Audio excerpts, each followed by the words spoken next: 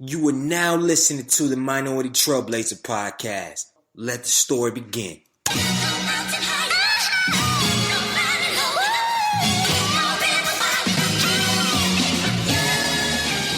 One time for the lovers, 2 times for the ladies, 3 times for the brothers, 4 times for the babies. Do you love her? Do you love her? Do you love her? Do you love her? Do you love her? Do you love her? Do you love her? Do you love her? Do you love her? Do you love her? Do you love her? Do you love her? Do you love her? Do you love her? 1 time for the lovers, 2 times for the ladies, 3 times for the brothers, 4 times for the babies. Do you love her? Do you love her? Do you love her? Do you love her? Do you love her? Do you love her? Do you love her? Do you love her? Do you love her? Do you love her? Do you love her? Do you love her? Do you love her? Do you love her? Do you love her? Do you love her? Brown skin, love her brown skin, love her brown. Brown skin, love her brown skin, love her brown. She my brown skin, love her brown skin, love her brown. She my brown skin, love her brown skin. Hold me down. Ooh, every time I hear that intro, I get hyped. Brown skin, love her brown skin, love her brown. I almost was tempted to rap a little bit on it, but you know, I ain't trying to have people crashing their cars or calling in and be like, yo, you doing too much. I already do too much in the intro, but I don't want nobody calling saying I'm doing too much again. My bad, yo. I'm pumped up because, you know, it's a Thursday. I know it's a little late. I didn't get it out at 7 a.m. Yesterday was a long day. So I didn't get it out at 7 a.m., but we here now, and I appreciate y'all tuning in and listening. I don't really got no housekeeping things, but I do got 2 things to say. 1, I'm pissed off. I don't know how many of you can agree with me, but I have a problem. I lose headphones. I've lost 4 pair of headphones over the last 3 months, and I am not okay with this. That's why I would never get any Apple iPods, because I know that small toothpick type case, not toothpick, but like, you know, the floss type case. Oh no, that'll be in somebody's garage, somebody's car, and then, you know, you call that person like, yo, have you seen my headphones? Oh no, bro, I ain't seen your headphones, bro. And then you see him next time with all these headphones. I'm like, bro, is those my headphones? Oh, come on, bro. You know everybody got the same headphones at Apple, man. Nah, this ain't your headphones. And all of a sudden, I'm just out here looking headphones. It's like, yo, I only go but so many places right now. So I'm trying to find out what my headphones are. So if I know you listen to this podcast, and we've been in the same car, been in the same vicinity, etc. You got my headphones. Please return them next time I see you. All right. Second. The theme of this episode is phenomenal. Like, the young lady that I have on this episode, what she has been able to do with her nonprofit, what she's been able to do as a single mother, what she's been able to do for the city of Charlotte and the youth in the city of Charlotte. Ooh, like, I can't speak on it enough. And I'm glad I have her on this show to kind of share her story.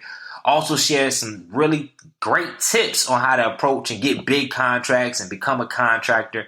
And just the way she kind of moves and navigates and thinks about life. I mean, a household of 10 individuals she grew up in, Gastonia, small city in North Carolina. And yo, she has a phenomenal story. But also, too, I want to segue to this point. A couple of days ago, I was in Bible study class, and we were talking about greatness. And the context is why black men don't go to church. Not black men, but why men don't go to church. I'm going to leave that there. I'm not going to go into that right now. This ain't that type of podcast. But we were having a discussion about greatness, and something, epiphany popped in my head. And I was like, yo, this is dope. I want to share it with the podcast audience, right? So I was thinking that greatness is not what you do. It's who you are. And the reason why I came up with that, because I've been watching documentaries on famous people, politicians, athletes that at one point in their career were on the top of everybody's mind. Millionaires can get any woman they want. They had children, they had love, adoration of many fans across the country, across the world. And a lot of them ended in situations that were unfortunate, that people forgot about them, that they forgot about themselves. Mental hospitals, depression, bankruptcy. And you see it all the time in popular culture. People that on the outside accomplish so much. You're like, yo, they're great people. What's going on? And even in your life right now, some of you are searching for greatness. You up, you grinding every single day. You getting feedback. You going to coaches. You listening to podcasts. You doing every single thing to be as much successful as you can, to be great. And some of you, when you go home, when you turn off these things, you feel a little bit unfulfilled. I may feel a little bit like, yo, what am I really doing? Like, how can I do more? In reality, that's not what greatness really is. And there's it's a way bigger conversation than that. But what if greatness was your yeses being your yeses, or your no's being your no's, or when you saying you're gonna do something, you do it and you do it 110%. If you say you're gonna show up, you show up. Being consistent, always keeping that same type of attitude and consistently growing. What if greatness, the standards of greatness, were just still as high, but stuff that people didn't see? Because I realize even in my own life, a lot of times, all my greatness metrics and stuff I was trying to do, what was where people were seeing me. And the stuff where people didn't see, I didn't care about that being great. But then I realized, I think I'll be more complete of a person. I'll be a better person if I put all my time, or majority of my time and energy, on being great at the stuff that people don't see. Like, seriously, what if society put a lot of their time in being great at the stuff that people don't see? I guarantee people will be happier. Customer service will be better. Relationships with your children, relationships with your grandparents, your parents, they'd be better. Society just be a better place in general. But we all put, and we're all victim of this, but a lot of us put greatness on what people can see. And when the stuff that people don't see, the stuff that's in the dark, we don't care. It can be average. It can be substandard. And I can speak on myself. I think my biggest growth area this year is honoring my commitments. I have a bad habit of saying yes to a lot of things and being consistent on a commitment for a couple times and then falling off the face of the earth. I'm like a 50-50 guy, to be real. And I've bumped that up to around like 65% over the last couple months. But at the end of the year, I want to be around 100%. If I say I'm going to do it, I'm going to do it until I can't do it anymore. Or until I have a conversation with you to let you know, okay, here's why I cannot do it, and then move forward. But I don't want to look at my life, and I've been writing down in the Excel spreadsheet everything that I say I'm committed to, whether it's following up with a young lady who wanted to be a motivational speaker, or following up with a young man that has this platform, he needs advice, and I said I'm going to help, I didn't help. Like, I put in this Excel spreadsheet every single thing that I'm committed to, and I need a status on every, like, am I honoring that commitment or am I not? And by the end of the year, I want every single commitment on there to be honored. And the only way I'm going to do that is taking away stuff I cannot do, having conversations with stuff that I can do, but I need to alter the rhythm. And I need to grow in that area, because that's what greatness is. Greatness is, I know Greg, he's going to be accountable. His yes is his yes. He's honest. He does what he need to do. And the thing is, once I do that, because your spirit knows when you're doing all that stuff, right? So that's why when you're unfulfilled, you know what you should be doing differently. You know what you should be doing better. You know all these things, but you want to cry or you want to think about, I'm unfulfilled. I don't know my purpose or whatnot. No, let's look at what you're doing in the dark. Look at those greatness things that people can't see. Are you living up to that? Because I guarantee if you live up to that, you ain't going to have no regret. You're not going to have no guilt. You're going to be able to live, to smile, and be full of yourself in every situation and be present. But when that thing is not fulfilled, when those things are not getting done, I don't care what is getting done in the public. You're going to feel empty. But I got to get off that soapbox right now, because y'all almost got me to level 10. And y'all going to give me level 10 right now. No. We ain't doing that. But I just want to set a tone for the show. It's going to be a great show. Thank y'all for tuning in. I appreciate all the love and support. I appreciate every single email, every single tweet, all this stuff. And we ain't even been on social media promoting the podcast, and it's still booming, man. So I love y'all. I know I didn't release it at 7 a.m. Blame it on, put it on me, all right? But y'all enjoy the show and keep thriving, all right? Welcome to the Minority Trailblazer Podcast, and I'm your host, Greg E. Hill, the Culture Change Agent. On this show, we interview young, successful minorities in a variety of fields to educate, empower, and inspire our current and future generation of leaders. And you already know, today I got a show for you. She graduated from the University of North Carolina at Charlotte with her Bachelor's of Arts degree in sociology, making her a first-generation college graduate. She went on to climb the corporate ladder, moved from North Carolina to South Carolina to Texas, and essentially traveling across the country for a career, where she worked as a regional performance director for one of the largest property management companies in the United States. She's accumulated over 10 years of training experiences, 6 years of management experience, and has recently earned her Master's of Science degree in leadership from Grand Canyon University, making her the first person in her family to receive a graduate degree. She has also obtained her certification as a professional life coach, as well as a small business consulting certification. Today, she is pursuing her PhD in general psychology with an emphasis on industrial and organizational psychology.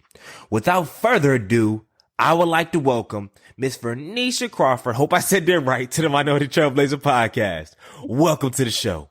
Welcome. Thank you so much. I'm excited. You got all this wealth of experience, 10 years of this, 6 years of that, working on the PhD. I'm just ready to be enlightened. Well, I hope I can enlighten some way. So first and foremost, I would like to say thank you so much for giving us your time to be on the show. And as we always do, we like to start the show off with some good energy, the buzz. So, Miss Crawford, can you share with us a quote and a story about how you acquire that quote to your everyday life? Yes. So this is actually an original quote. Just because I read a lot of books, I go to a lot of classes, listen to a lot of TED Talks and all of that stuff. So the quote that I have for you guys is to identify the non-negotiables in your life and then stop negotiating. I'm going to say that one more time. To identify the non-negotiables in your life and then stop negotiating. The story behind that, or how I apply that to my life, I want you guys to think of a time where you were doing something you really didn't want to do. You were either doing it to please somebody, you was doing it for somebody, you was doing it because you think you needed to do it to get to the next space, or the next place in your life. You thought you needed to do it to progress, or you thought you were doing it because someone told you that you needed to, and you just wasn't feeling it. You wasn't enjoying it. And what that is it's your body. When your energy is like not happy, when it's not in a good space, when you're not enjoying what you're doing, or you're at least, even if you don't have peace about it, that means that you are negotiating your happiness for something. You're negotiating your peace for something. And I myself have found myself doing that all the time. I grew up a people pleaser. And we are just the absolute worst. I mean, we're just the absolute worst. We will do whatever to please everyone except for ourselves. And so I had to identify in every area of my life, like, wait a minute, what am I negotiating for my happiness and for my peace and for my joy? Like, what am I sacrificing and giving up for someone else or for something else? And I think we oftentimes convince ourselves to do something for the greater good. And that's fine, but not when you have to sacrifice your own good. And so when you can identify the things that you're not willing to negotiate.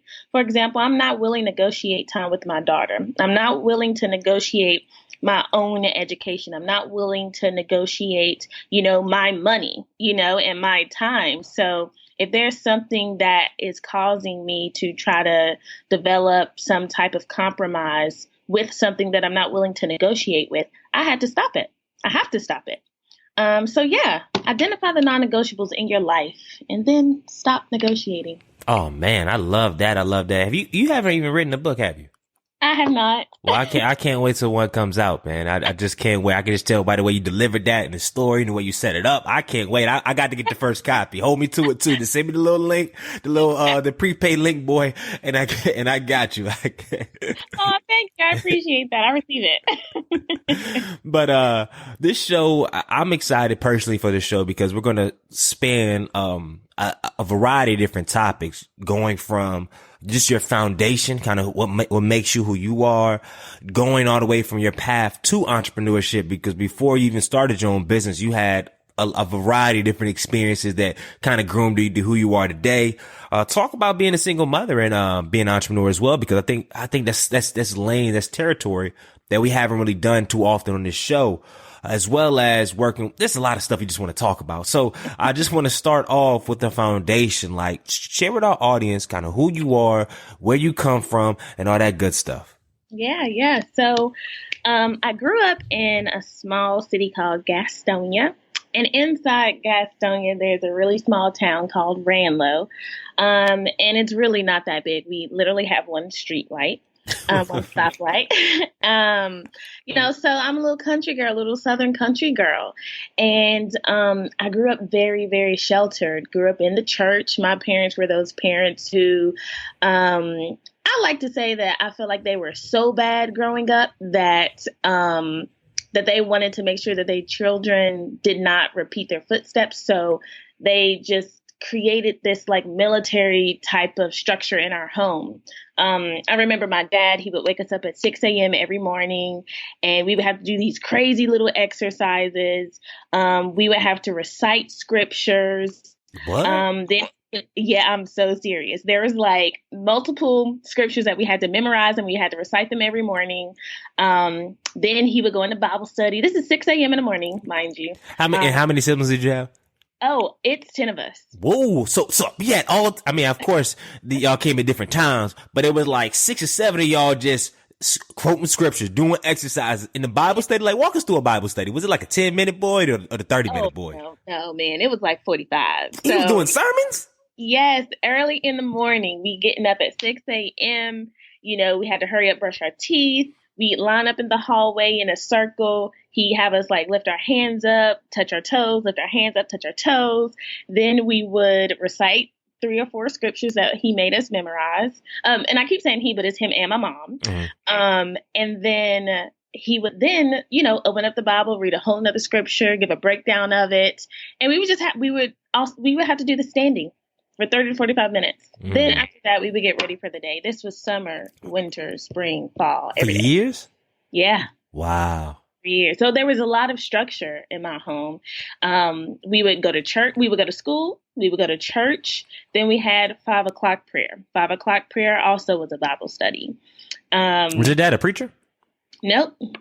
My dad was not a preacher. My mom was not a preacher. They were just moved by the Spirit. Goodness gracious. Continue. I really think they just didn't want us to be as bad as they were. And they don't really talk about, their childhood a lot, but I know that they have made some, questionable decisions. And so I think they just wanted to protect us and prevent us from going down a path that we would regret. And so I appreciate that structure. Granted, I was a late bloomer in everything and naive about a lot of things, but that structure really kind of helped shape who I am today and how I live my life and how I raise my daughter. Mm-hmm. I would definitely do a lot of things differently, but. So you be having up at 6 a.m. too? No. I let her sleep in. But I do read the Bible to her though. So, but yeah, I had a really, structured life. I was one of those girls that you would see in school with the long skirts. So I wasn't allowed to wear pants. I wasn't allowed to wear jewelry. I wasn't allowed to wear makeup, couldn't perm my hair. It's really crazy, especially what I'm doing now, but I wasn't really, taught to embrace my body. It was more so cover it up. No one needs to see it. You need to focus on school. You need to focus on like things of substance, things that's really going to, get you somewhere in life. And so your outer appearance was definitely not one of those things. It was all about being spiritual and smart, growing up. So that's, my background, from home. Yeah. Yeah. And then you ended up going, so in high school, so you were like the straight A student in high school, or? I was a teacher's pet, yeah. You was bringing like the apples and all that good stuff. I never brought my teacher gifts because we couldn't afford it, but I definitely made sure that when no one else spoke in class, I did. I wanted to get the most out of class, and I loved school. I remember crying if I ever missed the bus. I'm like, I don't want to miss school. It was kind of like an outlet, away from home and church. So I tried to get involved as much as I possibly could while in all grades. I remember in 2nd grade was the first time I received a scholarship, and that was to learn Spanish. Wow. In middle school, I became the student body president, and I was in environmental club, chess club. And then, high school, I was a part of not just organizations in high school, but then, in the community. So I was a part of a youth philanthropy teen group that's still going on today. I was in the inaugural class for that, and it's 11 years later, and 11 years. But 11 years later, strong. 3 of my brothers and sisters have went through that program as well. And then I was a part of the Mayor's Youth Leadership Council in Gastonia, which was also a really big deal. And at the time, the mayor was Mayor Jenny Schultz, and we still communicate today, on Facebook, which is really cool.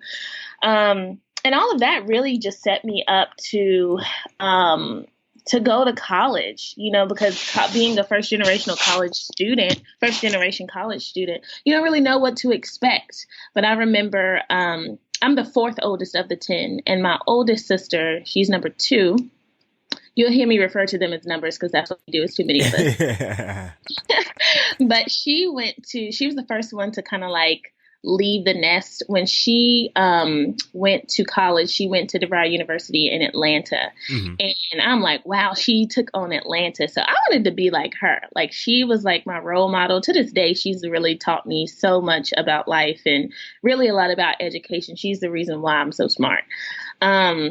But yeah, I wanted to be like her, and I wanted to leave the nest. And my parents was like, no, you are going up the road to UNC Charlotte, 30 minutes home.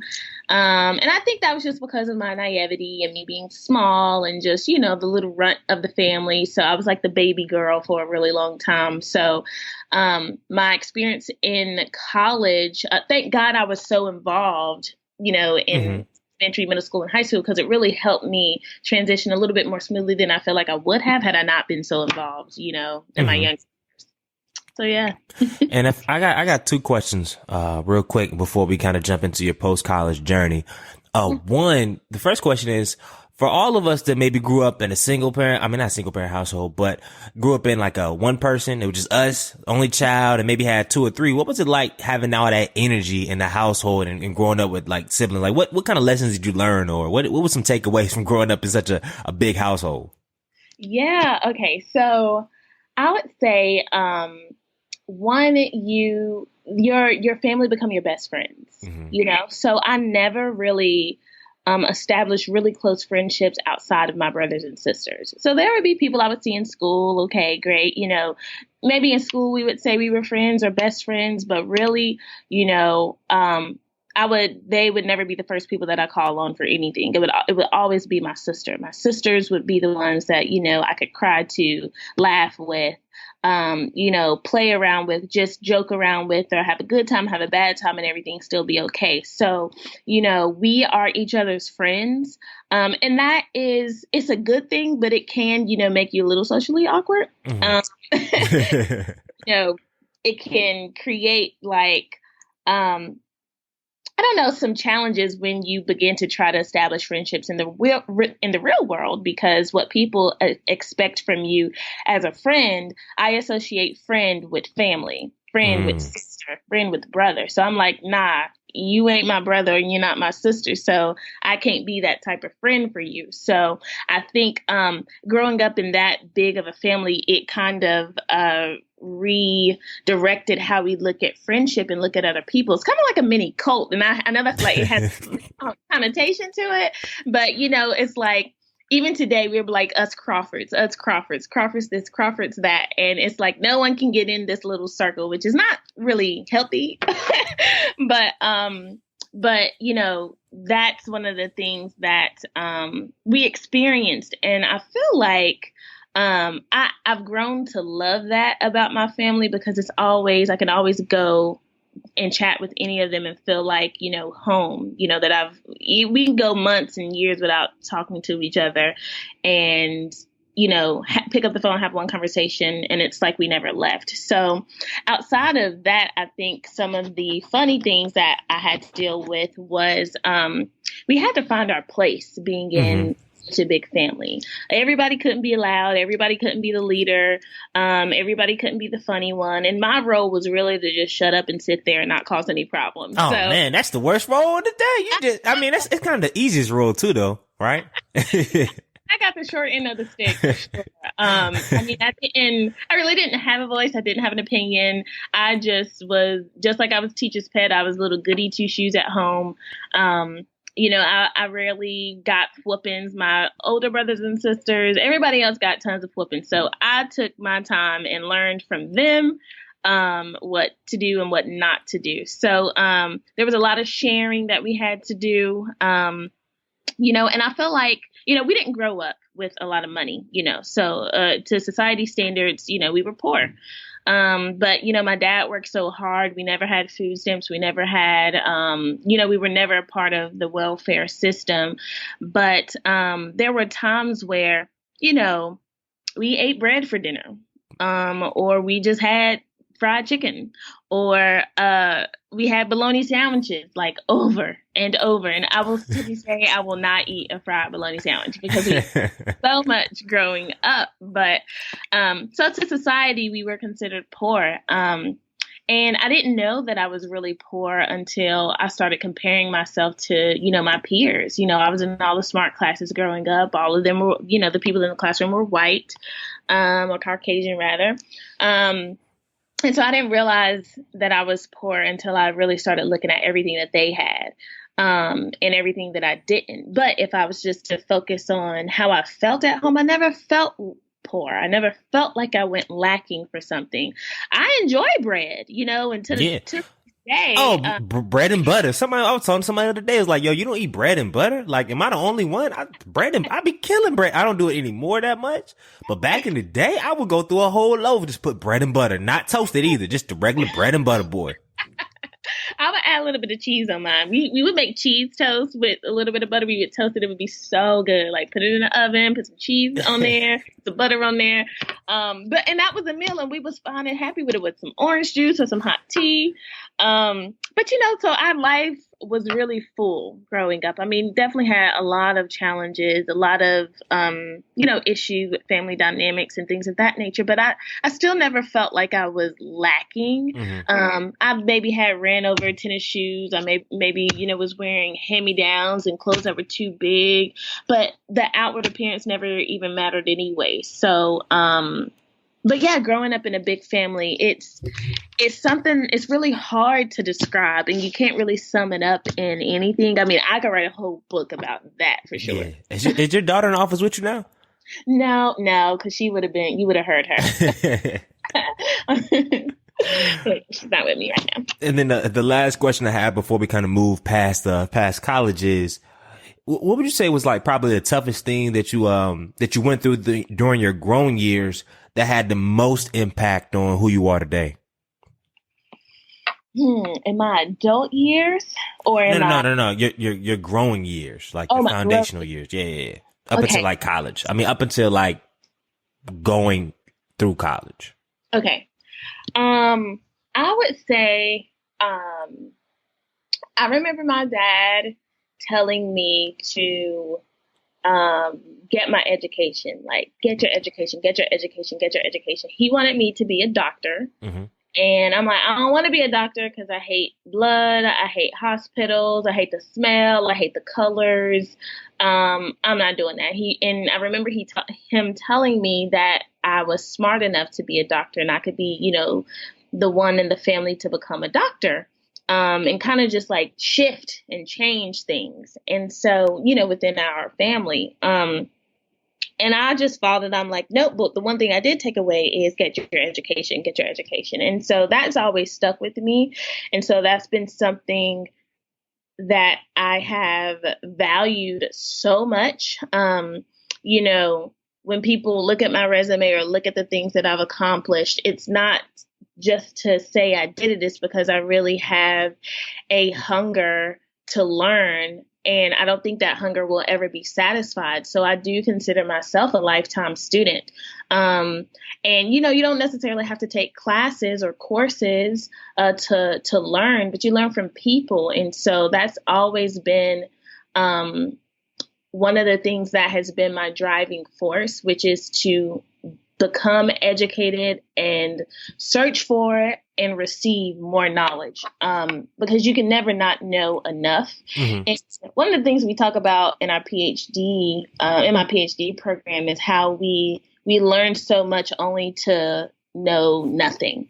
Because at the end of every lesson, there's always a question that can challenge the lesson that you just learned.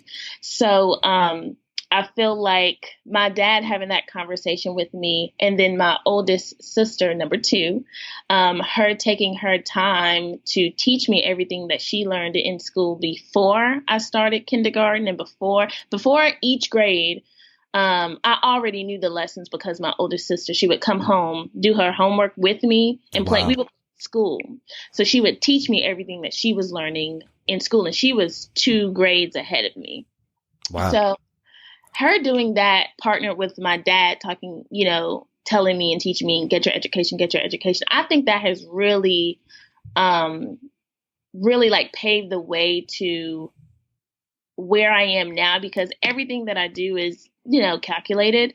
And that can be bad sometimes, but it all stems from me learning and teaching myself, or put in my place in a position to learn before I, put action to what it is that I want to do. Yeah, that's perfect. And that's a perfect segue into life after college. So 1, what was your major in college? And 2, what was your first job out of college?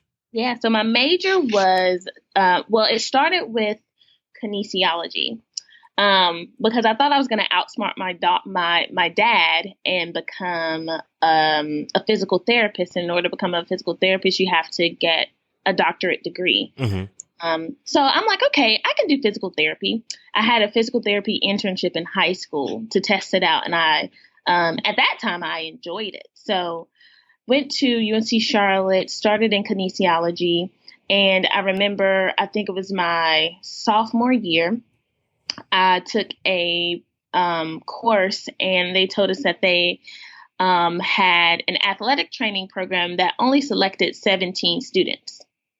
And I looked around the room, and there was like 200 people in my classroom. And this is just one of my classes. So I'm like, how in the heck am I going to be selected out of these 17 people? They also said that, the athletic training field, or the physical therapy field, was not really welcoming of females. So there's a lot, so it was a lot of competition, and males dominated that field. So I'm like, okay, what can I do to make myself have a chance, or, be able to compete, in this field? So I decided to go to massage therapy school while in college, my sophomore year. So I went to massage therapy school during the day, and then I went to UNC Charlotte during the night, full time at both schools, to make myself more competitive in this field. And I fell in love with massage therapy. It was great. And after I got my licensing in massage therapy, I went and got another internship in physical therapy, and I absolutely hated it. Mm-hmm. I was like, oh my God. Why'd you hate it? Because it wasn't massage therapy. Massage therapy is something, it's more spiritual to me. Mm-hmm. And that's what we talked about in class. And then it's more, your clients are instantly relieved of the pain that they're feeling. A lot of people do get massages just to relax, but, in school you learn how to actually work through pain and knots and kinks and, all of those things. And so physical therapy, so within an hour, my client can feel better. With physical therapy, this is 6 months. People come in, they hate coming. Yeah. They leave mad. The energy is all different. You had that copay. You like, bruh, I'm paying $25, $50 for you to tell me to do these exercises that I don't want to do, that hurt me. I don't want to see you no more. I'm trying to, yeah, I feel you. Exactly. Yeah, so I was like, okay, this is not what I want to do. So I just stuck with massage therapy, started working at a spa here in Charlotte, and that really helped me pay my way through college. And that's what led me to start my first business, which was a mobile massage therapy company. So I would travel around, do chair massages for different businesses and universities. And so after realizing that I didn't want to study physical therapy anymore, I changed my major to sociology. Had no idea what I was going to do with that. At that point, I was just going to continue with massage therapy. And I didn't realize what I was doing in business at that time. I was just, making some money, doing something that I loved, studying, trying to, work toward my undergrad degree. And so that's what I was doing. Mm-hmm. So after I graduated college with my sociology degree, I'm like, dang, what am I supposed to do with this? That's what everybody, side note, one thing. Yeah. I am so upset and pissed at myself and I guess society in general that for some reason I had my own business in college, but there was I felt like I could have paid my way through school. Like I'm interviewing so many people that really had the mindset that I have a job. I might as well pay for it right then. Mm-hmm. And I never thought about it. Even though I was making money doing my own thing, I never thought about paying. And I had a scholarship. It wasn't even that much, but and I got these student loans. I was like, I could have easily paid my way through school. So if you are a high school student or a college student right now, please adapt your mindset if possible. Like I said, if you at Georgetown or somewhere that's like 30, 50 grand a year, then okay, then don't do it. If you at a state school, pay your way through school, man. Don't graduate with no damn loans. Shout out to you, Miss Crawford. Shout out to you. You know, I try. Cause I'm like, yo, I'm keep envying these people. Like, I could have paid my way through school, but I just didn't. I didn't think about it like that. I'll have the same amount in my savings for tuition. And I never thought, nobody told me like, yo, you can pay your way. Mm-hmm. Yeah, you can. I mean, and even if you don't want to pay all of it, pay some of it. You know, anything helps. Anything helps. But yeah, so after school, you had that idea, and somebody in my church told me this the other day, like anytime you get them them logi degrees, any degree with like the logi behind it, then you have to get like a grad degree or whatnot, because right out of college, you out here swag surfing for jobs. Yeah.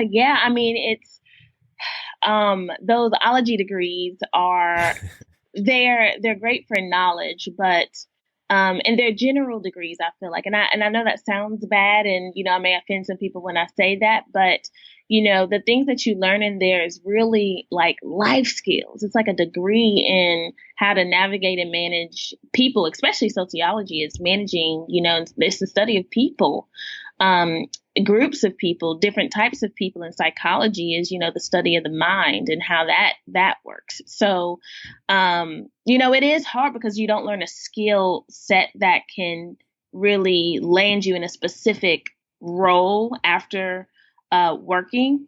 What they give you is like, oh, if you study psychology, here are some pathways you can take. One of them was management. So, I had applied to a couple different jobs before I graduated. One of them was at Ross Stores, so as an assistant manager, and I got that job before I graduated. Mm-hmm. So I went right into retail management, and retail management is a great career. You make really great money. It's just a lot of hard work. It's like you got some labor. You're gonna be sweating. You're gonna be lifting, moving, twisting, and you deal with a lot of people. You have a big team, a big staff, and then you deal with crazy customers, good customers, customers. I mean, all kinds of customers every single day. So sociology was actually a perfect major for retail management.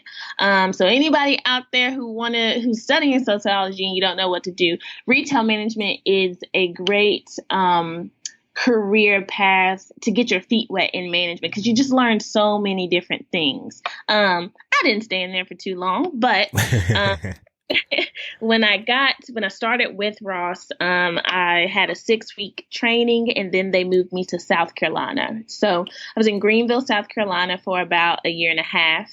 And they actually ended up introducing a role to me that wasn't really, it wasn't public information. So they would place me in the worst functioning stores, and they would give me about 6 to 9 months to flip the store.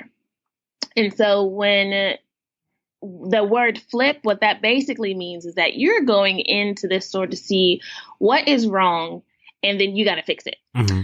So majority of the times, my first day at each store, I knew that I would have to identify everyone that was just either placed badly or needed to be fired, people who needed to be retrained. And I would have to develop this plan, create this plan, put it into action, and have it done within, 6 to 9 months. Mm-hmm. I did that for about 3 stores in South Carolina, and then that got me out to Austin, Texas. So I moved to Austin, and they put me at the worst store I have ever been. Like, what was wrong? What was wrong with the store? Like, just if it was the worst store, how do you describe the worst store you've ever been in? Okay, worst store I would say is, and I don't want to. I don't know if you would ever hear this interview, but I would say that they had they were very busy, and there would be, so for example, if you are in a nicer area at a Ross, you could have 5 people come in and spend $500. Mm-hmm. When you're placed in these rough stores, you're having 500 people come in and spend $5. Oh, so a whole different energy. Yeah, whole different energy. So the traffic is just so many people going in and out, in and out, in and out. The store just always looked a hot mess. Had high turnover there. And people were kind of stuck in their ways there. It was a whole different city, whole different culture. People worked differently. It was a whole different culture of people. So a lot of the employees that I had at that time were from the Hispanic and Latino community. So just a whole different culture of how I managed, because in Greenville, South Carolina, it was more African American people that I managed. There, it was just a whole different culture. So, but yeah, the bad story is just having a lot of traffic, a lot of people spending a little bit of money. So it's more things and people to manage, more moving pieces than you would like to have. So, but I remember what got me out of that field was when they rolled out this new policy saying that part-timers could only receive 12 hours a month, 12 hours a week. And, minimum is $7.25 or was $7.25 at that time. And so there were, you build a relationship with your team and your employees. And so I knew that people had kids and people had bills, and, they were used to getting up to, 28 hours or 38 hours. And that's a huge cut. And that's a huge, huge cut. Yeah. And I just didn't have the stomach to do it. I just couldn't be that person enforcing such a harsh rule. And then also that mean that I would have to either double or triple my staff. So it made my workload even harder. So I got out of that field and got into property management. That's what to property management. And quick question before we get into property management, I always try to take a step back after like each segue of different roles before, like in their careers, and ask our guests what they got out of it. But before I ask you that, I do want to ask, and this is going to be a big question, but there's many people that are listening to this podcast that are different stages of life, different stages of careers, different stages of different relationships. But I know there is a certain subset of people that are probably going to be listening to the show right now that their life right now is just not, it's considerable to a bad store. Some things happen, maybe some bad relationships, maybe some bad financial decisions, maybe some bad life decisions, school decisions, what have you. And they're in a bad store. And being that you do have experiences flipping bad stores, experiences as a life coach, etc., you don't have to get us a full session. But what are a couple of things that they could do in order to start to turn that tide around over the next 6 to 12 months? If you had to and I know that's a very big question, but what are some staple things that you've learned through your experiences like flipping stores and just in general that they can kind of apply to kind of flip a bad situation?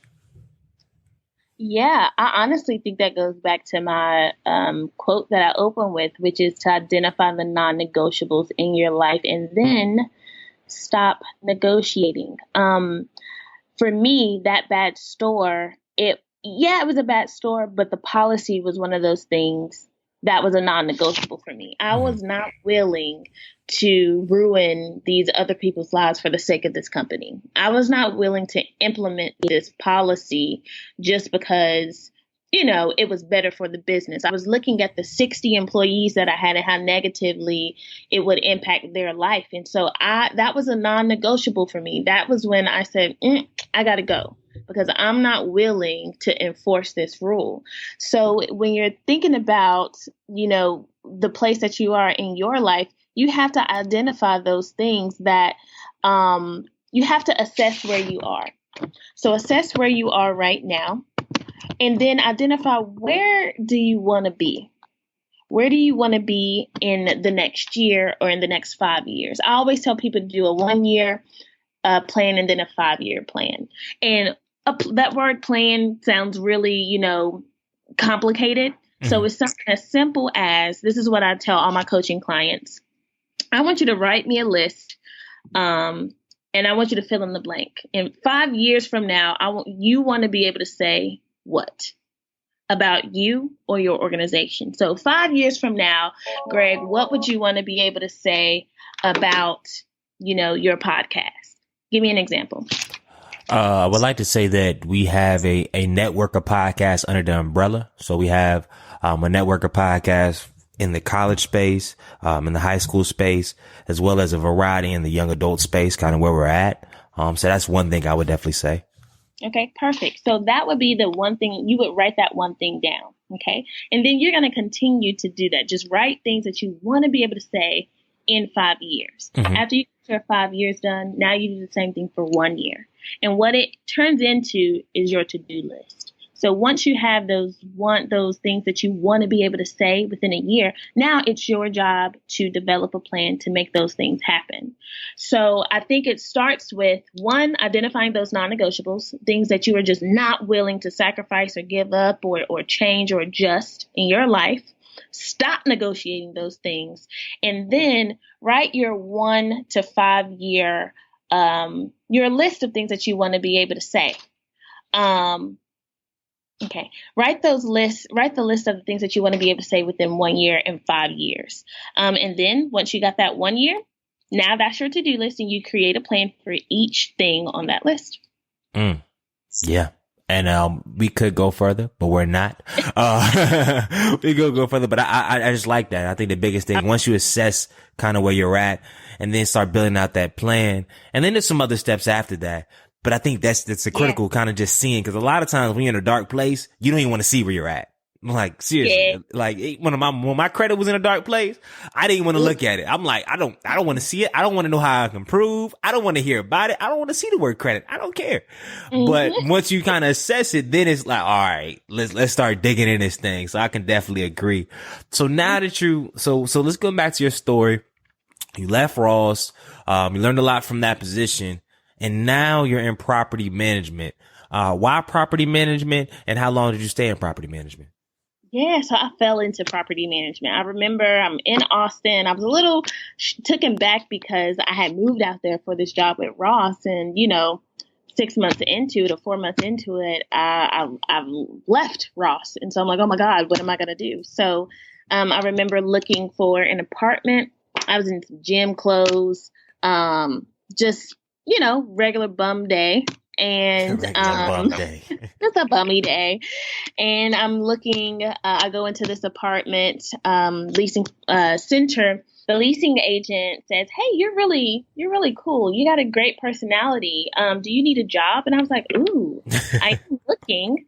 And so she's like, okay, have you ever thought about, being a leasing agent? And I'm like, nope, don't even know what it is. Didn't even know it existed. And she's like, well, today's my last day. If you're interested, I can chat with my manager really quick. She's in the back. And maybe you guys can have a conversation about it. So I was like, okay, I'd love that.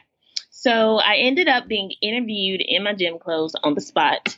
I tell her what my, experience was, and she just fell in love with me. 2 days later, I got a call being asked back for another interview from another manager. And then 2 days later, they offered me the job. So I immediately put in my 2 weeks notice at Ross, and I started working at this, real estate or property management company. And that really took off. So three months later, I got promoted to assistant manager. 3 months later, I got transferred. 3 months later, I got recruited from their top competitor. And that's what moved me to Houston. And that's where I landed the role as a regional performance director. So I was overseeing the performance of over 500 to 1,000 employees over the entire state of Texas. So I would have to travel to Austin, to San Antonio, to Dallas, to Houston, throughout all their properties within the state of Texas. And that was like the mama I made it. That was the mama. Yeah. Like, oh my gosh, I had my, office on the 11th floor, wearing my little pencil skirt with my, fake red bottoms because I was just trying to play the part. And, I really thought that, this is what I didn't know this is what I enjoyed doing, or I never thought that I would get there at that point, but I really enjoyed the work. It was training. It was, developing people, and although I was teaching people how to, I was basically teaching people sales and how to build relationships with people and how to connect and how to just do their job better, how to service, our tenants and residents, and our, partners and things of that nature. I really, really loved the work that I did, the type of work that I did. But things kind of went south when I learned that I was pregnant. And I'm in Houston, and I had to move to Dallas for family purposes. So, we wanted to raise our daughter together. So, moved to Dallas, and in Dallas, I had a slightly different role. And I remember sitting in a business meeting that was for 3 hours, and the role changed a little bit because I was helping design, sitting in meetings with those who were designing the apartment complexes, and helping staffing, all of these apartment complexes. So it was less about the performance. It was more about, here's a whole plot of land. What are we going to do with it? And so, I was a part of those meetings, building it from the ground up, and then going back to the management side, ensuring that, we were appropriately staffed. So I remember sitting in this meeting for 3 hours, and they were talking about what type of thermostat that they were going to put in the apartment. And I was like, I zoned out. I remember distinctly. So it was a beautiful day outside, light breeze. I felt like there was a little bird on the window, just looking at me like, what you doing, V? A little bird had got the head cocked to the side, and I just zoned out, and I was like, are we really talking about a thermostat? And, I was the youngest person there. I was the only minority in the room. And so they're looking through their phones like, oh no, there's this app and there's this and there's that. And I was just like, what am I doing with my life? This is not at all what I signed up for. This is not what I want to be doing. And so the other thing that happened was, they made the comment, like, we're going to put the nice appliances in, these buildings. And then in this other building, you're just going to put the basic stuff. And that's for the people who can barely afford to live in downtown Dallas. And I immediately I took offense to that because I wanted to know what people they were talking about. And I was very sure and clear that it wasn't people that looked like them. It was people that looked like me, that they assumed could barely afford to live in downtown Dallas. So that's when I knew that something had to change. I just didn't know what. And I think I honestly didn't have the courage to do anything because I had a baby on the way. And so I was willing to negotiate my happiness for the betterment of my unborn child. So I wanted to keep the benefits. I wanted to keep the money, make DK. I want to have or provide a great life for her. So I was willing to sit through 3 more hours of a conversation or a meeting about thermostats because I had a child on the way. So I think, at that time, in the past couple of years, the term woke has kind of became really popular. Yeah. Vernisha was not woke at all. I was just not. I was, very comfortable with life. I was not concerned about making a change or having an impact or making any type of difference in the world. I was trying to make this money. That's what I was trying to do. And then since I had a child on the way, that was my focus. I wanted to make sure that I could provide. All of that changed, though, when we decided to move back to North Carolina after we had my daughter to just have a little bit more support. which was really challenging for me because I was leaving everything, that I had worked so hard for just to come here and start all over again. So I moved back to North Carolina back in 2016, and that's when my whole world changed. That's when Vernisha woke up. So now this is the next part of the interview. Vernisha waking up. So first of all, how did you wake up and walk us through that transition to kind of where you are today? So 3 months after, I had my daughter, I went right back to work, got right back into property management. But, now I'm not at the corporate level anymore. I'm at, the apartment complex, and I'm dealing with, the tenants again, and I'm an assistant manager again. And I'm like, ugh, this sucks. Because I know what it felt like. I knew the liberty and the freedom and the money that was, at the corporate level. But I had already experienced that corporate level. So I'm like, don't want to go back there either. But what really did it for me was when my daughter was very sick. She had, fever. Her eyes were sunken in, only 3 months old. I went to see her on my lunch break. And I stayed for about an hour, 45 minutes to 2 hours. And when I went back to work, I was told that I couldn't do that. That, my lunch is an hour, and which, I mean, for some people they get 30 minutes, but I was lucky enough to have an hour. But, I was told that I couldn't do that, that I need to check in, get it approved, before, I care for my sick child. And so, that wasn't okay for me. Up until that point, I was work. I understand policy. I get it. I was the person implementing all of these policies with Ross, so your outside life didn't matter. You just had to figure it out. If you wanted this job, follow the policy, figure home life out. For me, when it was done to me, when I was in that seat where it was like, figure home life out, this is your job. I said, and excuse my language, but oh, hell no. I couldn't do it. And I felt guilty because I had done it in all my other roles. And so to feel like how all of those people felt, with me being their manager, me being not woke, I'm like, dang, this is not cool at all. So I remember saying, hey, you know what? I'm going to go ahead and put in my 2 weeks. And then the very next day, I'm like, oh, yeah, I'm going to just make today my last day. So I didn't even finish out, my 2 weeks. But I had missed out on my daughter's first laugh.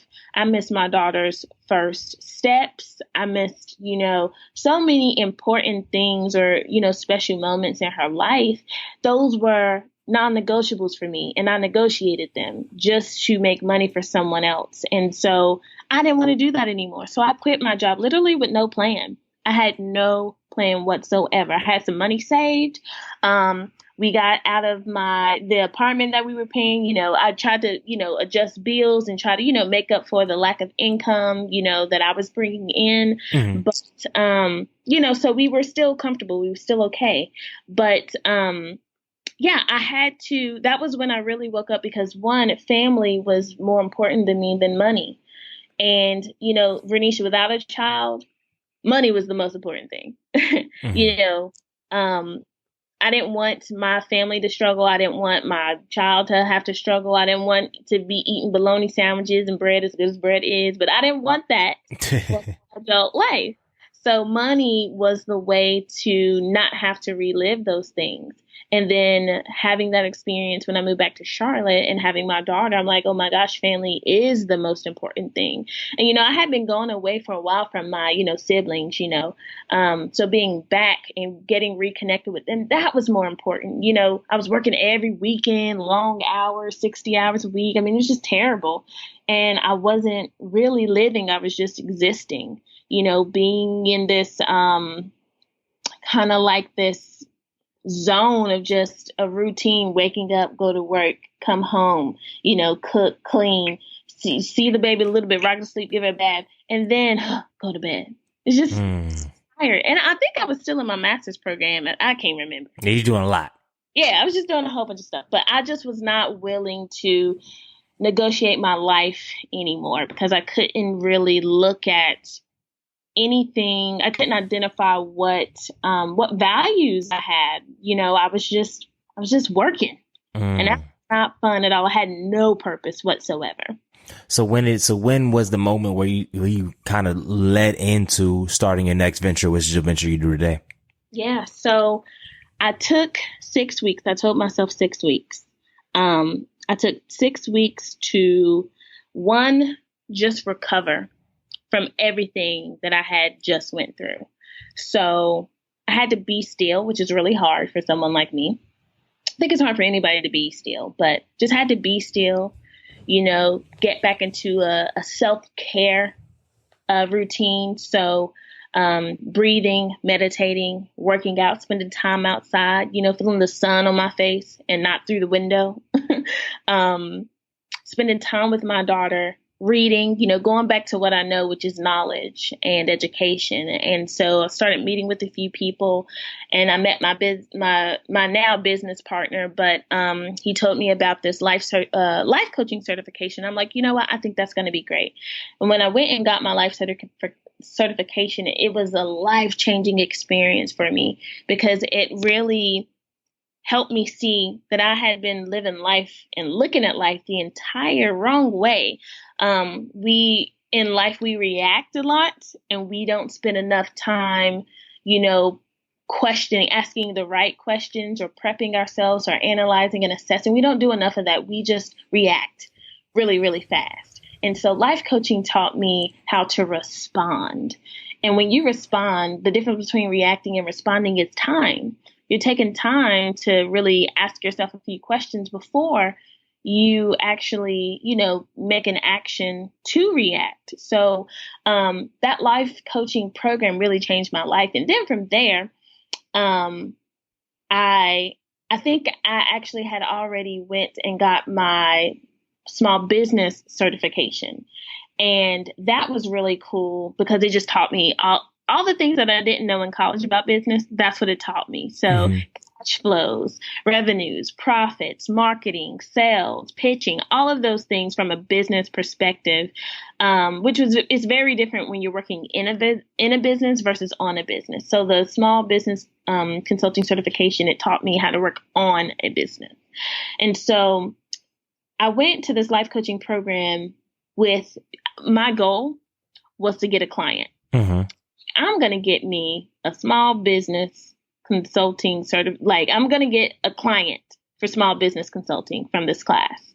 And so I walked out of there with my very, very first client. So my company name was BYE, and I had so many different things I wanted it to stand for. But I won't take you through that. BYE stands for Bringing You Excellence.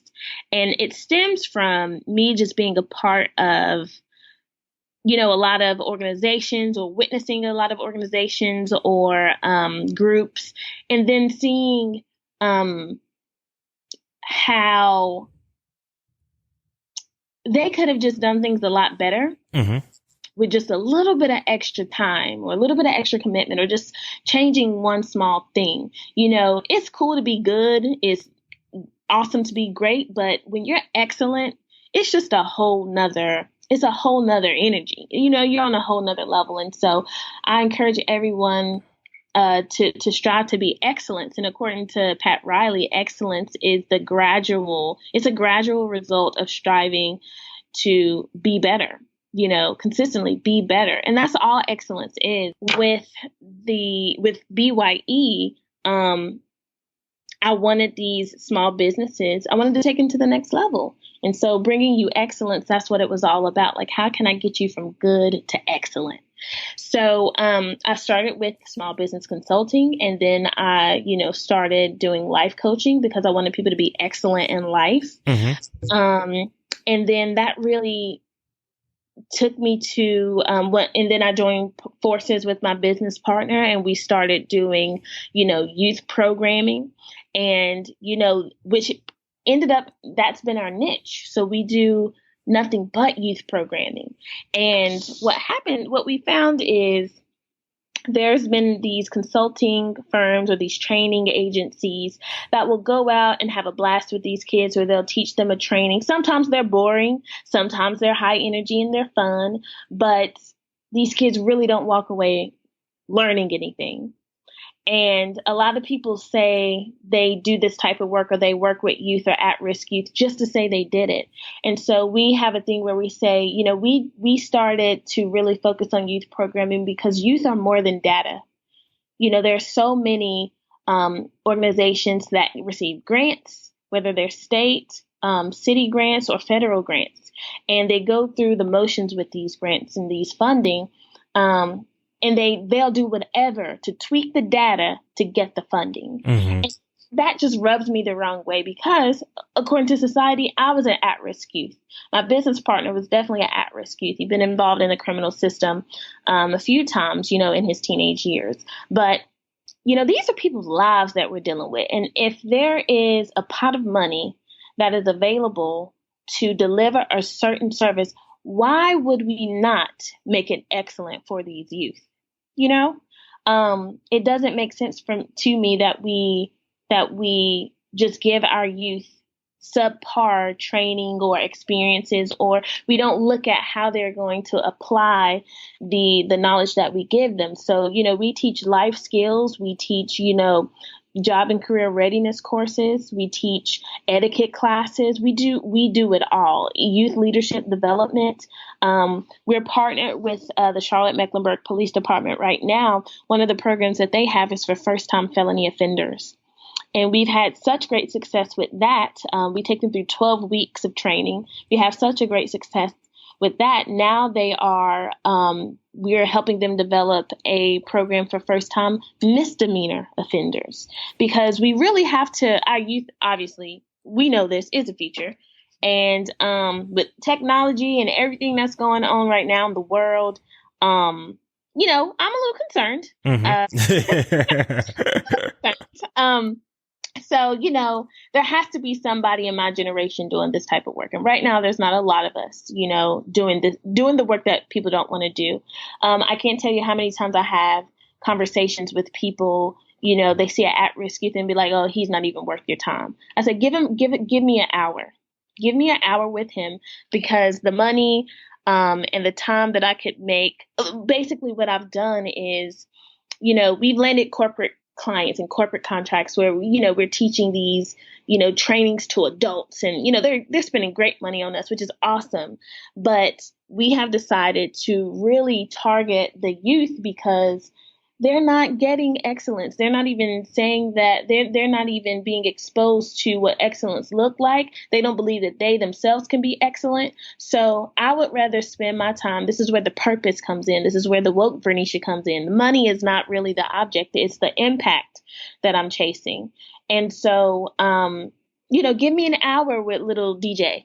Give me an hour with him, and I bet you I can change his life within an hour. Mm. There are so many other people that just give up, like, oh, no, he's not worth your time. Yes, he is. He's worth my time because there's another life that's depending on DJ. But you don't even realize that because you're just, not woke, I guess. Nah, that's definitely that. And a question about all that and just in general, how do you define success? I don't really. I don't think there's ever going to be a point where someone can say, yeah, I'm successful, or yes, success. I think progress is what people should shoot for and aim for, to do a little bit more than you did yesterday, do a little bit better than what you did last year. And as long as you can, if you're tracking yourself and seeing the things that you want to accomplish or wish to accomplish, as long as you're making progress, that is successful to me. Success is not an end destination, but that's how the world has painted that the picture of success, that like when you reach this point, boom, success. And that's not what it is. I think it's something that you are constantly working toward to be successful, but I don't think you will ever be able to say I'm successful because you can always do more. And someone probably already has done more. Uh-huh. So, who are you to say that you're successful? I let other people, say that I'm successful. That's fine. Y'all can say that. But I just want to be progressive and, continue to improve anything that I do. Yeah, that's right up the alley. And I also want to ask too, how is it balancing between being a mother and being a full-time business owner as well? It's the hardest thing ever. I ain't gonna lie to you. right now I got a lot going on. So, I have my for-profit company, which is great. And I found myself working with a lot of young men. And so, and I can't really bring my daughter around, Yeah. that type of thing. When I'm in the office, she comes with me. For me, what I had to do was, one, realize that I needed help and ask for help, which I still struggle with today, asking and receiving that help. I remember my mom, she called me and she was like, "What are you doing?"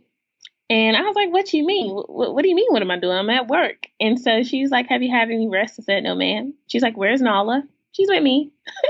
And she's like, "Why is she with you?" And I'm like, because I didn't want to bother anyone else, with her. And she was like, "If you need help, all you have to do is ask."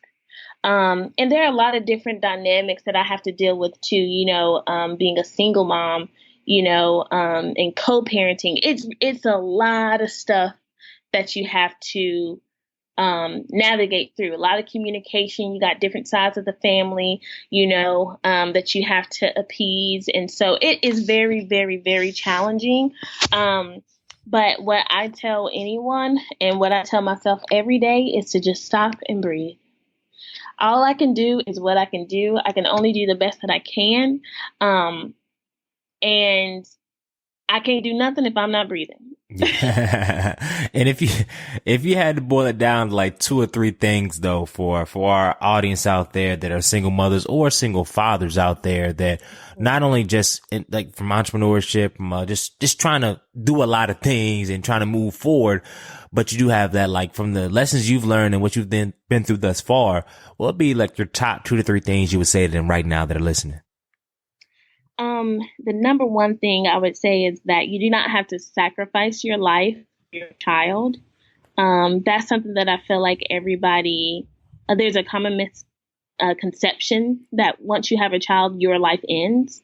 And that's not true at all. I think that when you have a child, you have to learn how to share your time and share your life, but it should be fuel for you to really do what it is that you want to do, because now you have a little person looking up to you at all times. So you have to be the example. You have to be their first role model. So your life does not stop. That's when it should really truly begin, because now you are the sole, you are the only person that's directly impacting, this child. So you have to be the best version of yourself. So that's the first thing I would say. The second is to if you have help out there, use it as much as you possibly can. I know I dealt with guilt a lot, like, oh, I don't want her to bother you, or, oh, I don't want, to, like, I would always apologize, like, oh, I'm so sorry, or thank you so much, or don't apologize for for asking for help at all. I think that, if you have to do that, then you need to get a different set of help, a different set of hands to help you. And if you don't have help, find help. So there are programs out there. For example, here in Charlotte, there's a program at Bethlehem Center, and they provide free childcare. The YMCA provides discounted childcare for a couple hours a day. So if you have help, use your help. If you don't have help, find help, will be my second. And the third is you really got to take your breaks. I didn't realize this at all. I mean, like I said, I've dealt with guilt a lot, and that could be just from dealing with postpartum, which is something that's very serious. But a weekend, if you could have a weekend of solitude for just you, without your child, I think that is so important. Being a single mom or a single father, it's challenging just because you have to navigate, so many things in life, especially if you're trying to be an entrepreneur or work. So just the day-to-day things is where you really, it's challenging. You need that help. But a break is when you have days, okay, like a weekend where baby girl or baby boy is with someone that you trust. You don't have to check in. They ain't got to check in with you, nothing. And you just get to reset all together and just, have a little bit of self-care. And self-care sometimes could be having a drink. It could be going to a party. It could be going to the beach. It could be sleeping all day. Whatever type of self-care you can find, you have to have that consistently. Not once a year, not twice a year. It needs to be consistent because parenthood is really draining. I just seen a post today that said motherhood is equal to 2.5 full-time jobs. Goodness gracious. Yeah, a study that just did that. On average, a mom works from 6:30 in the morning to 8 p.m. for 7 days a week. That's 98 hours. 98 hours. That's 2.5 full-time jobs. Just motherhood. Just watching the baby. That's not working. That's not taking care of herself. That's not doing anything else. So you have to have a break. Yeah, I love that.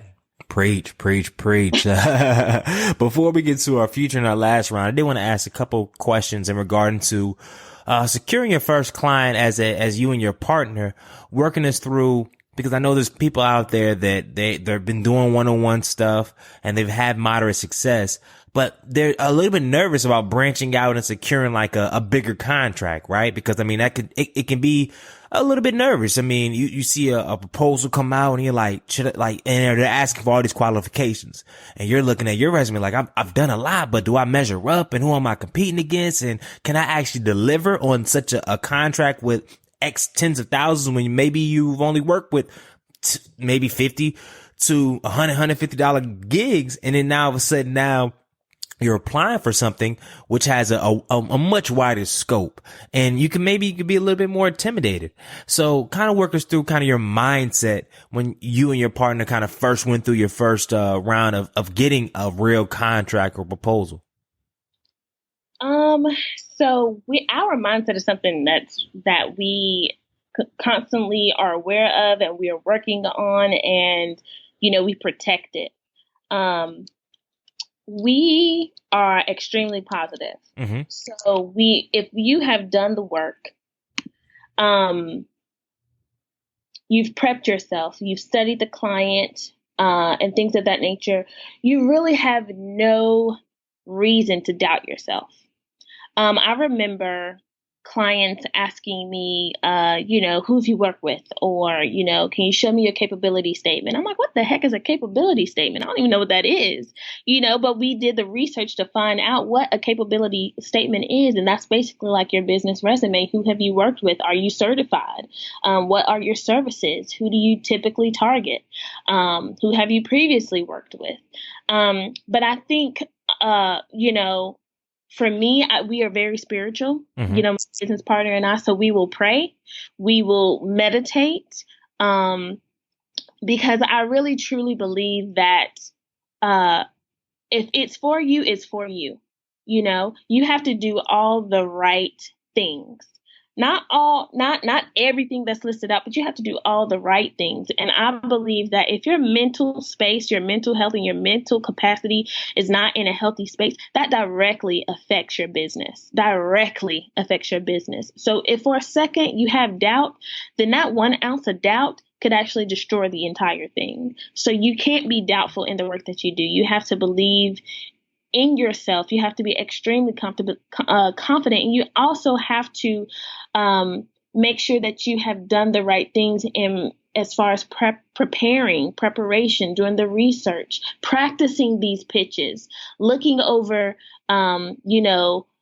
contracts or previous contracts. For, me and my business partner, we walk into a room like we run it. Okay. Like, hey, we are here.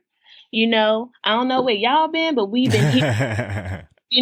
That's how we walk in, and that's all internal. We'll never, verbally say that, but we have this aura about us that we know what we are doing. We have perfected our craft, and we're going to continue to perfect it as our craft changes.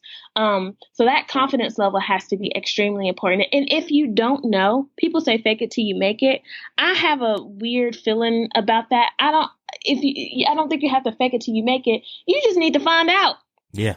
Find information, pick up the phone, call someone, look for the answer so you don't have to fake it till you make it. Because what people fail to realize is at the corporate level, at the people who's making these decisions, they can tell, they can sniff that, they can smell that. They know that you're faking it. So I wouldn't encourage people to necessarily do that. Do the extra work to get the answers that you need so you won't even have to find yourself in an uncomfortable position of doubt. I love that. That's some jewels right there. And our last question before we go to I got a couple things about the future and then our closing culture chain rapid fire round is what would you say right now is, I wouldn't say struggle, but what's your biggest current obstacle as an entrepreneur? Our biggest challenge is capacity.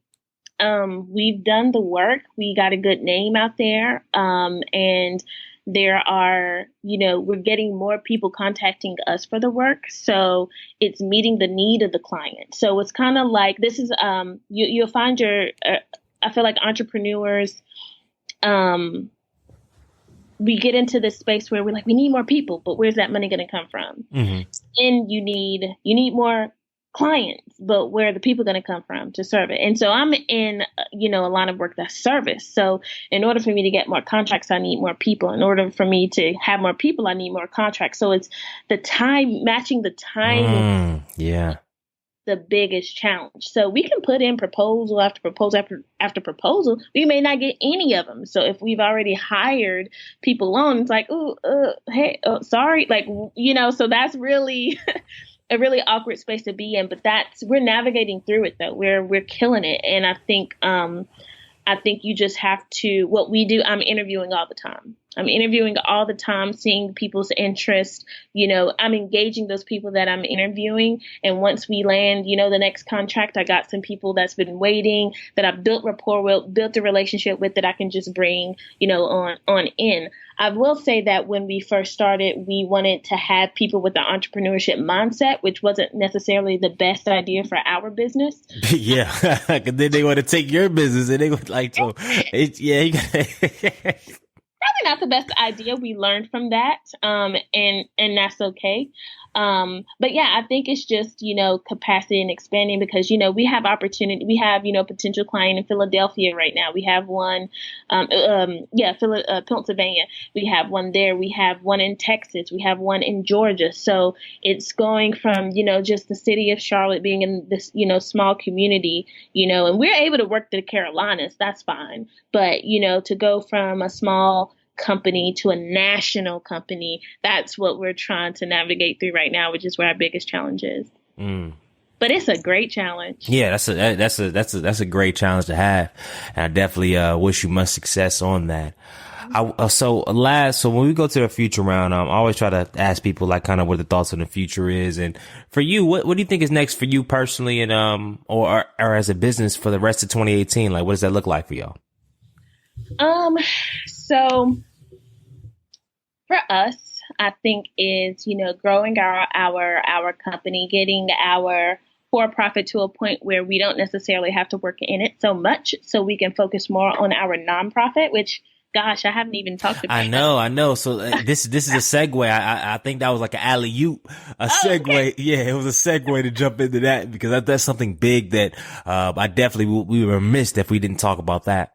Gosh, yeah, I totally forgot to talk about that. But yeah, so, getting our for-profit company to a point where we don't have to work in it so much so we can focus on the growth of our nonprofit. And our nonprofit is called Generation of Excellence. Notice the excellence is just throughout everything that we do. And the purpose of our nonprofit is really to create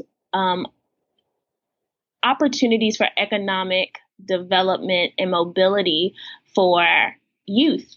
So specifically in the city of Charlotte, there was a study that was done and Charlotte scored 50 after 50, meaning if you're born poor in Charlotte, you're probably going to die poor in Charlotte. And so we didn't like that and we wanted to do something about that. So we, started our nonprofit really to target that study, economic development for the people here in Charlotte. So one of our programs is an all-girl program, and we decided to do this. Well, one, honestly, it just stemmed from me and like my background, but it's called the Miss All Natural Pageant. And I know when people hear the word pageant, they're like, what? A pageant has no in-depth meaning whatsoever. It's just girls in pretty dresses, with makeup everywhere and big hair, and it couldn't possibly have a deeper meaning to it, but ours does. And so the Miss All Natural Summer Program is a 12-week program for young ladies who come from low socioeconomic backgrounds. And so for 12 weeks, we take them through the same type of trainings that we take our clients through: life skills, communication, job and career readiness, conflict management, all of these things, etiquette, resume building, the whole nine. And then we also pair it with preparing them for a pageant. The unique thing about this is that it's all natural. So these young ladies, they go through this program without wearing any makeup, without wearing any weave, without wearing any fake nails, any body shapers, nothing. So I want these young ladies to get up, take a shower, put on some lotion, and call it a day. Well, of course, put clothes on, but call it they don't have to do anything else. And the reason why we did that was because there's so much focus on the external appearance right now. And all of that time that, these young ladies are spending in the mirror or at the store, buying clothes or trying on clothes or just, looking at other women wishing that they were like them, that's time that could be spent developing themselves, so we wanted to remove external pressure of looking and feeling and being a certain way and use that energy to help these ladies build their skills, build their talents, build their gifts, expand their knowledge. And so for 12 weeks, that's what we do.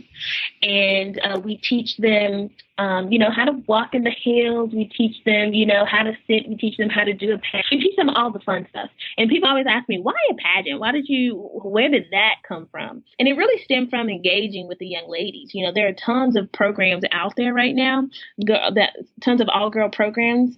I didn't want this to be just another one. Mm-hmm. So, once I, talked about a pageant and girls seen a crown and a sash, they got super excited. Uh-huh.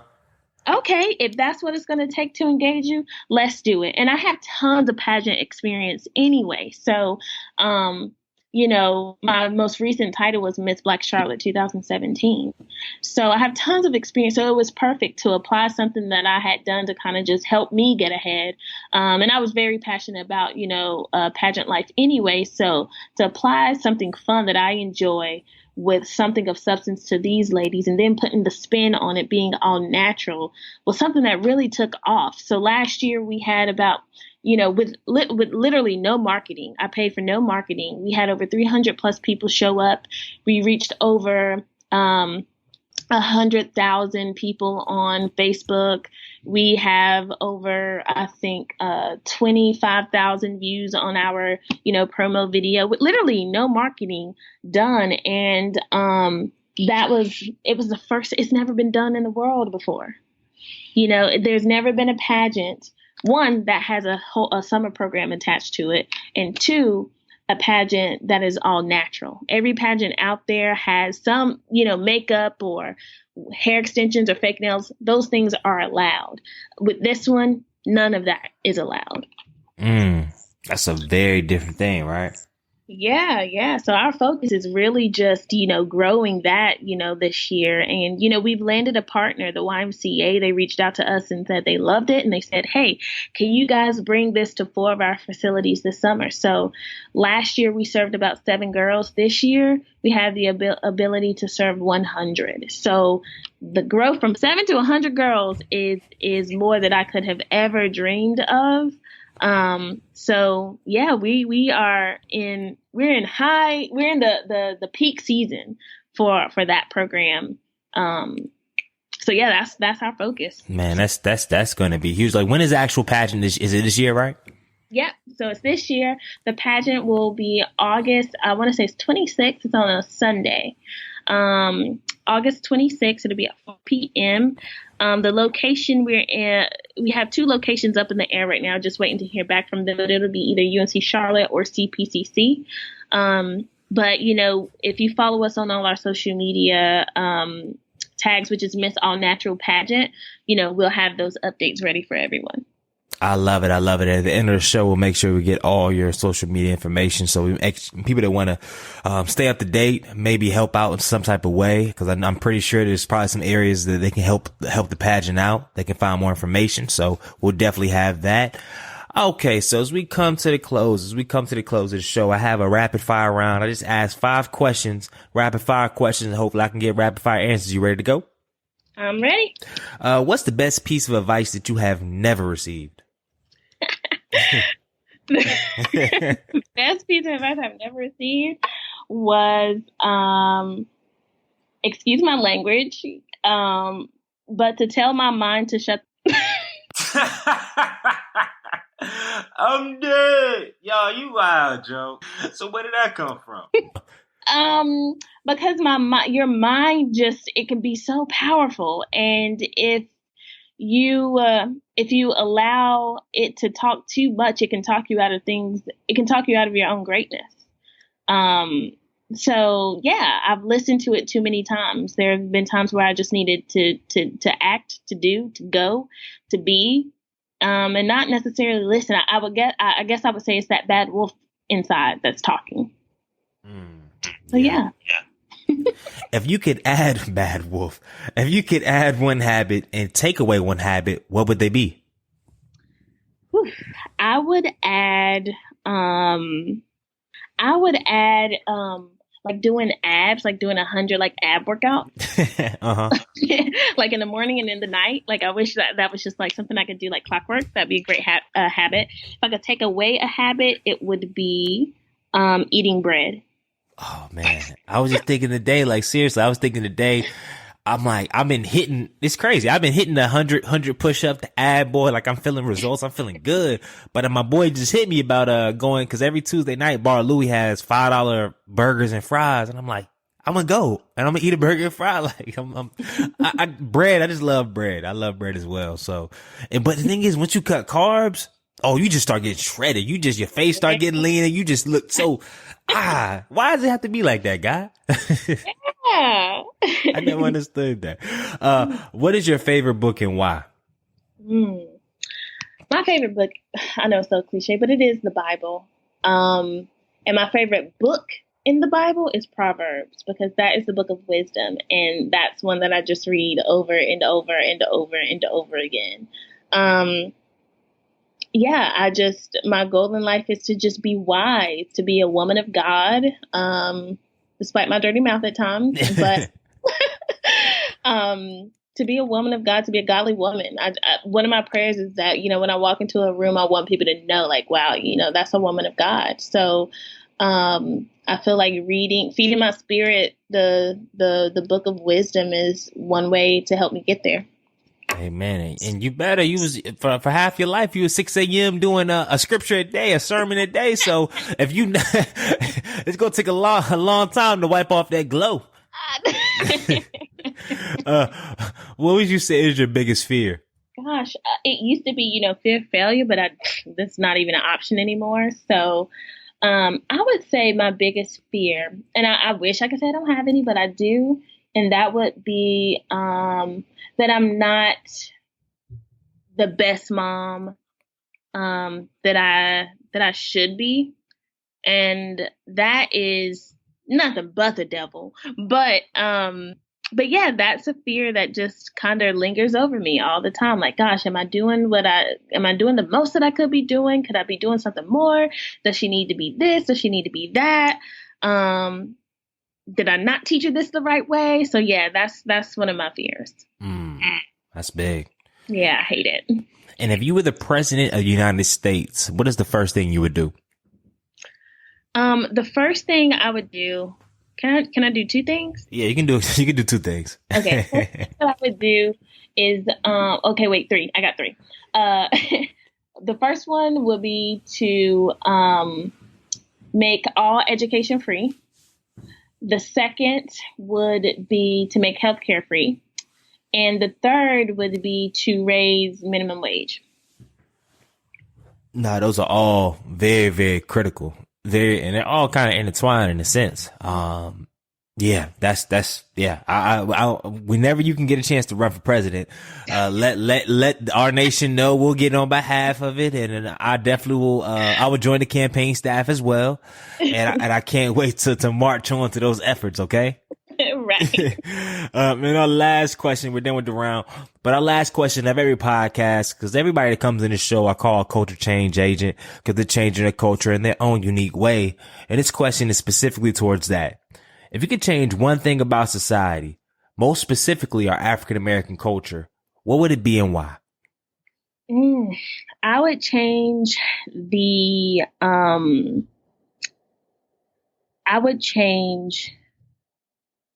I guess, how do I word this? I would change the impact that hip hop has on our Black community. I feel like these rappers get out there and, first of all, hip hop is one of the most influential, genres of music. It's one of the most influential things in the world. It has changed the world, the Asian culture, they have accepted the hip hop culture. There are people who know a hip hop song and not the name of the hip hop artist, or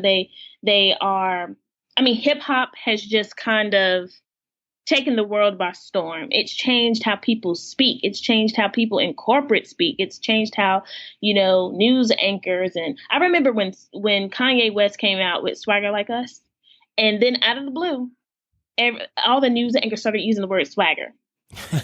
He just has this swagger about him. And it's like, wait a minute, you've never even used that word. So I would change the impact of hip hop because I feel like it's such a powerful tool that is being used for something negative, especially within our Black community. I wish that, like, in order to be a rapper, that you had to take a course on how to use your success to positively impact, the Black community. Like, I wish that was a requirement where, before you can be a rapper, you got to take this class. You got to, dedicate your life and your success to really uplifting your people, because that is something that we don't see. They give them all these chains. They give them, all of these aesthetics and things that looks cool, but like, what are they really doing with the power that they have? And starting an organization is cool and great, but it's changed the world. So I don't understand why the hip hop community can't change, the hip hop industry and these artists and people in it. I don't understand why it can't change our community. If it's already changed the world, why can't it change what we have here for the better? Nah, that's deep. And I think it's a slippery slope in a sense, because, and I know you probably seeing it with the work you do firsthand with maybe individuals, that it's hard when you're coming up and you're raised in an environment to say if you're raised in government housing, and the stuff you rap about is really stuff that you've seen, stuff you lived through.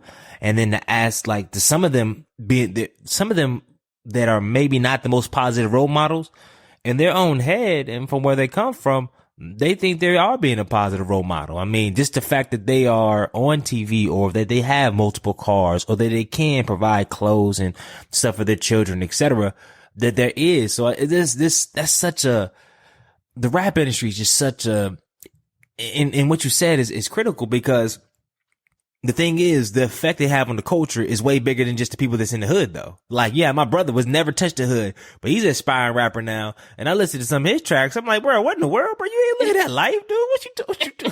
What? You in a private school? Like, I'm confused. Like, how are you this rapper? Like, what in the world? And you have, it's in so many different pockets, and it's just in so many different areas. So I do agree. It's just such a hard thing to tackle, which is why I think the work that you're doing in your company, and you and your business partner are doing with your company, is so pivotal, not only for the young Black men that have been incarcerated, etc., but also for this all natural pageant. So it's kind of cool that you've been able to do a lot of work with young Black men, or young men that, not just black, but young men that have been incarcerated for the system, as well as having this pageant with the young black ladies, because the culture also affects the way we treat our women as well. Yes, absolutely. So Absolutely. I'm just grateful, and I hope you can continue to do this work and do it on a bigger platform, because it definitely needs to be done. And I'm excited. And I just want to say, as we wrapped up this interview, thank you for your time, thank you for your thoughtfulness, and thank you for your ambition to continue to do more for the culture, because you have a child, like, flat out. A lot of people that once they got the kid, they got a job, it's like, my kid is my culture. And I understand that. But for you to take that next step forward and to help other people when you already have a kid, I think that speaks volume of your character and for the culture. Yeah, thank you so much. And it's only beginning. She's only 2.5, so we got. I may be speaking a different story next year. No, I'm joking. But it is my honor to serve, because I know that that's what I was put on this, on this planet to do, which is serve. And so it's my honor to do that. Yep. So where can everybody find out more information about your for-profit, your non-profit, your social media? Like, what are all these hashtags? What are the links? What give me all that good stuff so I can put it on the show notes, but also too, for our listeners, that they can keep up with what you got going on. Yeah. Okay. So for my for-profit company, Bringing You Excellence, my website is really simple. It's byellc.org. Again, for Bringing You Excellence, my for-profit company is byellc.org. And, we are the youth experts. That's what I like to call us. So anything revolving youth, involving youth, that's what we do. We are the people that you need to be in contact with. My nonprofit is Generation of Excellence, and our website is generationofexcellence.org. And our Facebook pages for those, we have Facebook pages for those, not anything else. But our Facebook page is Generation of Excellence, and it's the company name for BYE is BYE LLC. And then for our All Natural pageant, Miss All Natural, you can go to missallnatural.org.